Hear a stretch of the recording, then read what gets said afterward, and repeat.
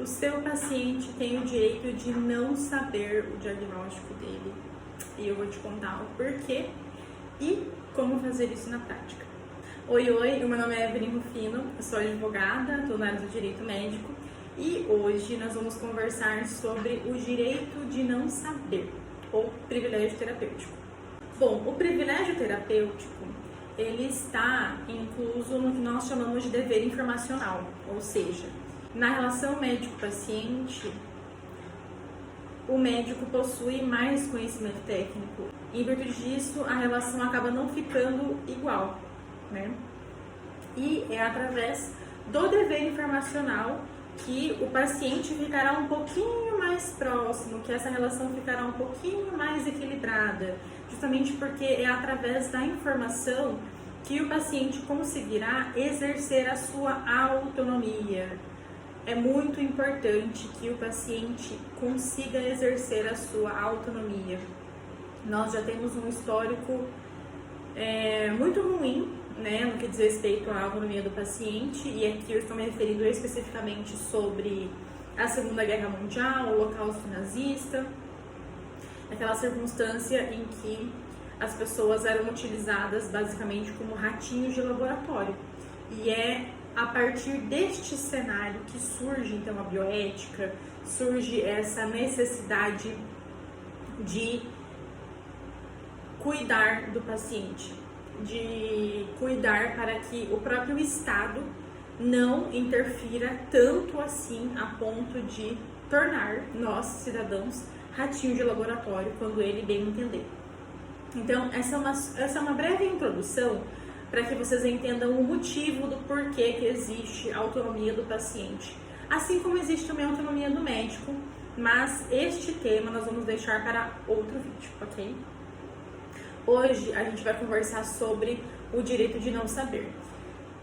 E antes de adentrar nesse tema especificamente, é muito importante que vocês saibam que quando a gente fala de dever informacional, existe uma divergência de entendimentos. Os tribunais entendem de uma forma e o Conselho Federal de Medicina entende de outra. Então, o Poder Judiciário, ele diz basicamente o seguinte: médico, o paciente precisa ter acesso a absolutamente todas as informações, tudo, mesmo se for de cunho negativo. Afinal de contas, a relação de vocês é pautada pelo Código do Consumidor, ela é baseada pelo CDC.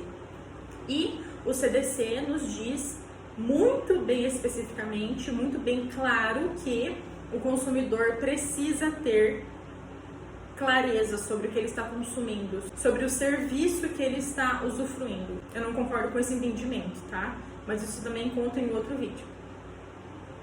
Em contrapartida, existe o CFM dizendo que existem alguns princípios, inclusive bioéticos, que devem ser analisados antes de dar uma notícia, antes de informar o paciente sobre uma determinada circunstância. Ou seja, se o médico fizer uma leitura humanística do comportamento do paciente, se ele perceber que se ele contar, por exemplo, uma informação específica sobre os riscos de um procedimento, ou como que o procedimento vai ser feito, enfim, se o médico perceber que essa informação vai causar algum tipo de prejuízo, vai causar algum tipo de dano para o paciente, ele tem o que nós chamamos de privilégio terapêutico. Ele tem a opção de não informar o paciente nestes casos, tá? Mas aí você pode me questionar: Evelyn, mas o meu dever enquanto médico é realizar o dever informacional na sua integralidade.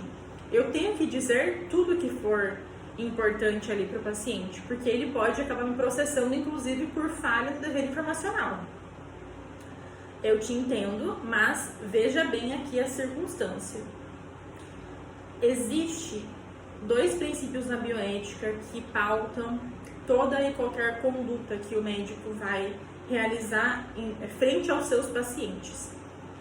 E são os princípios da não maleficência e da beneficência.